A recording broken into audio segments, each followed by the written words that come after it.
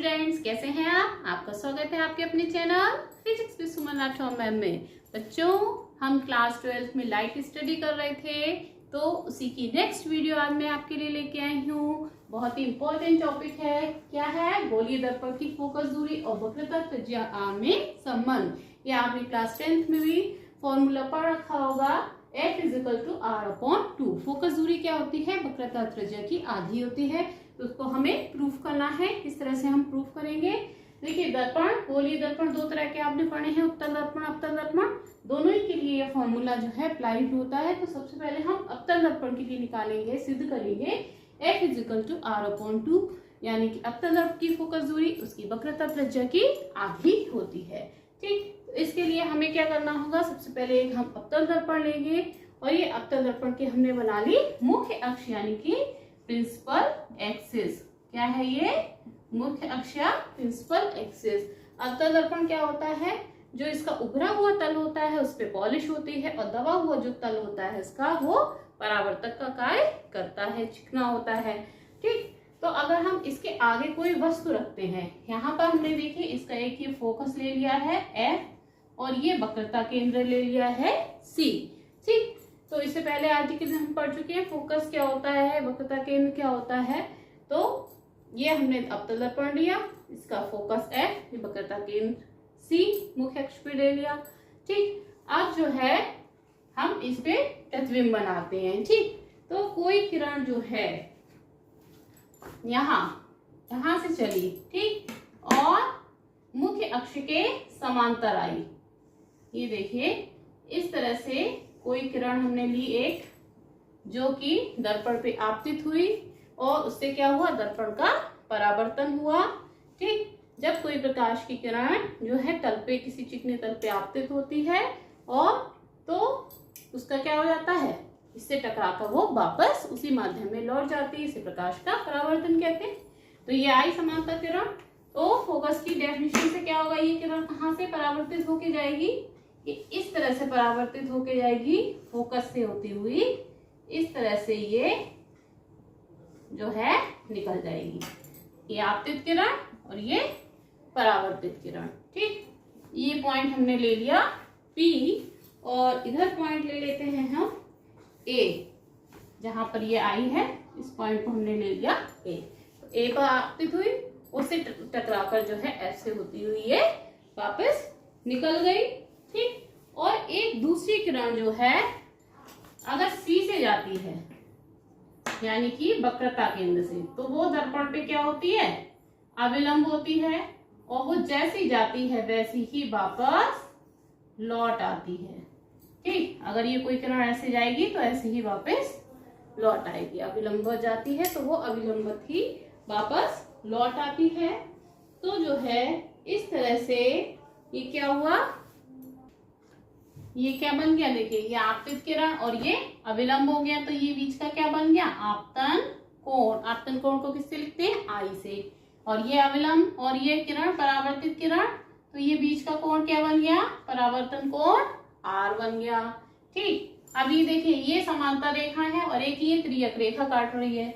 इस तरह से ये दो समांतर रेखाओं को अगर कोई एक त्रियक रेखा काटती है तो क्या होता है? ये वाला कोण जो है इस कोण के बराबर होता है। ये कोण कौन से कहलाते हैं? एकांतर कोण।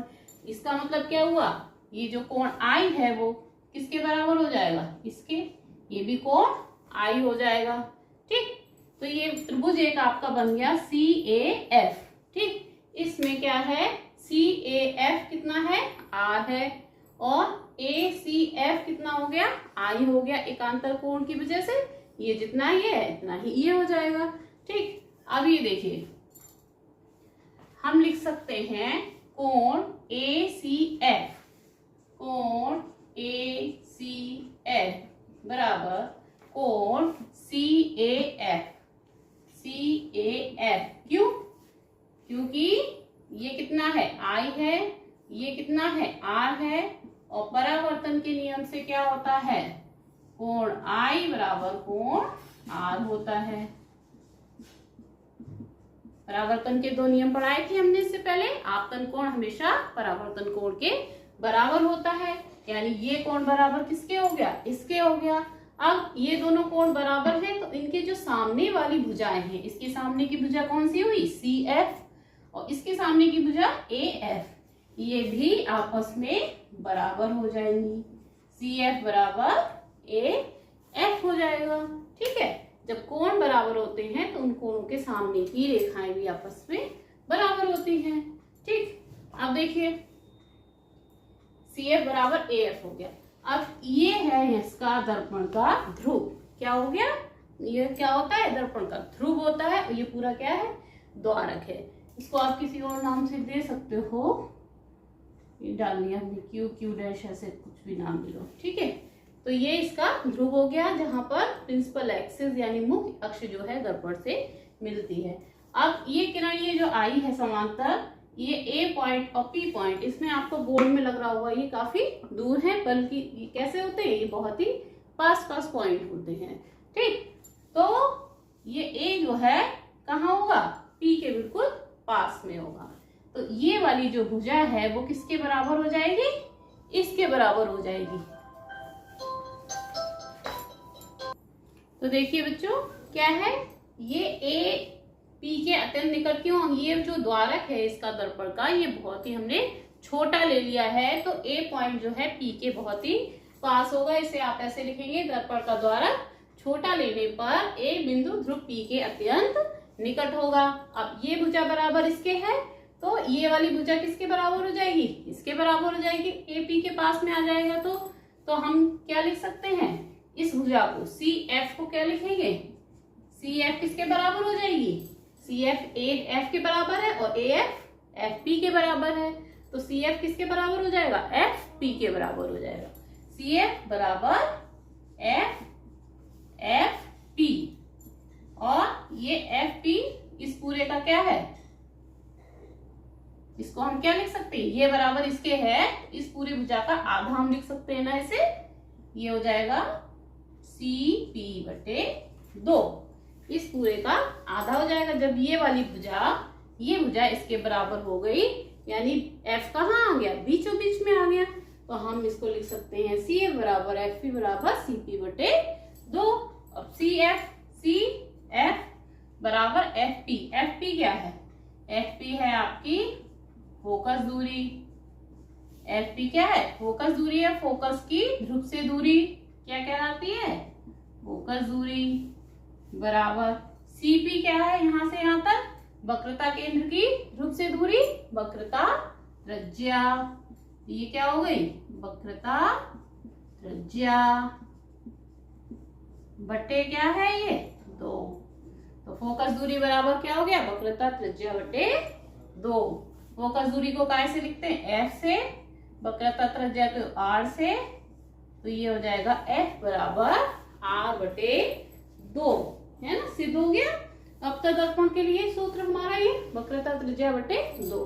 तो ये भाषा यहाँ पे आप लिख लीजिएगा इस तरह से कि कोई अपतन दर्पण लिया है, ये इसकी मुख्य अक्ष PC है, उसके समांतर कोई एक रेखा आ रही है PA जो A बिंदु पे दर्पण पे आपतित होती है, परावर्तन के पश्चात दर्पण के फोकस से होकर निकल जाती है, और वक्रता केंद्र से दर्पण पे जाने वाली रेखा दर्पण पे अविलंबवत होती है, जो किरण जैसे जाती वैसे ही वापस आ जाती है। तो इस तरह से ये परावर्तन कोण परावर्तन कोण और आपतन कोण आपस में परावर्तन के नियम से बराबर होते हैं।